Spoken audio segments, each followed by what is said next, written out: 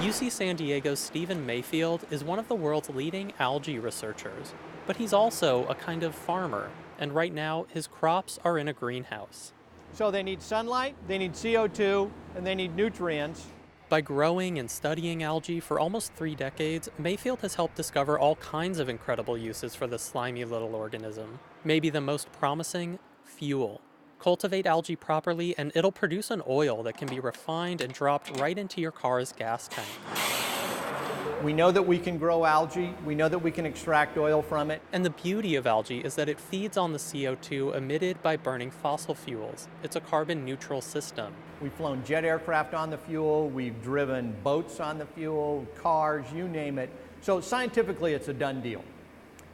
What the issue is now is economics. But economics is no small issue for the companies trying to commercialize algae-based fuel. It's been more challenging, I think, than many people assumed, in part because a lot of this is based on really the brutality of the marketplace. That's Martin Sabarsky, CEO of a San Diego-based algae company called Solana.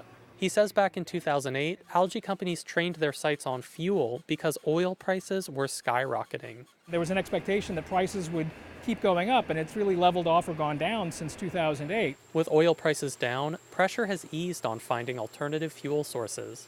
Companies that have kept fuel only as their business model are kind of the minority now. You've seen a larger number of companies that had biofuels or energy or petroleum in their names, and they've gone so far as to take that out of their name. Like, for instance, Sabarsky's own company. Solana's old name was HR Biopetroleum. But then a big deal between Solana and oil giant Shell fell through.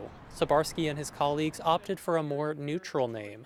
Now, Solana focuses on turning algae into livestock feed and omega-3 supplements. And this right here is sort of lovingly referred to as liquid gold. They figure people will pay more for a bottle of pills than they will for a gallon of gas.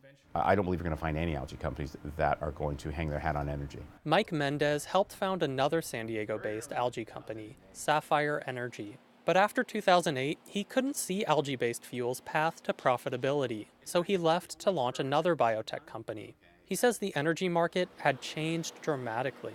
The number one factor is fracking. Fracking has changed the landscape.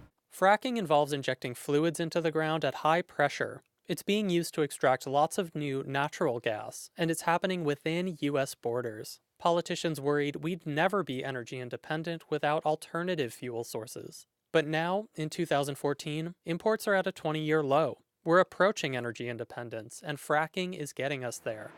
Algae just doesn't look so urgent anymore. We were making a product that had to be made cheaper than bottled water. And with that is a whole set of headaches. The things that have stalled it were just out of our hands. But Jim Lane, the publisher of Biofuels Digest, says the algae industry hasn't given up on fuels. As he sees it, algae is just going through a normal, if awkward, growth phase. Every new technology will start out serving small needs for niche consumers who often will pay a very, very high premium. And I think it's a mistake to look at things getting into business and finding a business and making a profit and getting, jobs going and getting industrial base going as a diversion. It's a necessary first step. Still, that makes the story of algae a bit ironic. In 2008, it seemed poised to replace fossil fuels. Now, one of the biggest algae companies is making a drilling lubricant used to extract even more fossil fuels. Designed so customers can drill faster, straighter, and cleaner. David Wagner, KPBS News.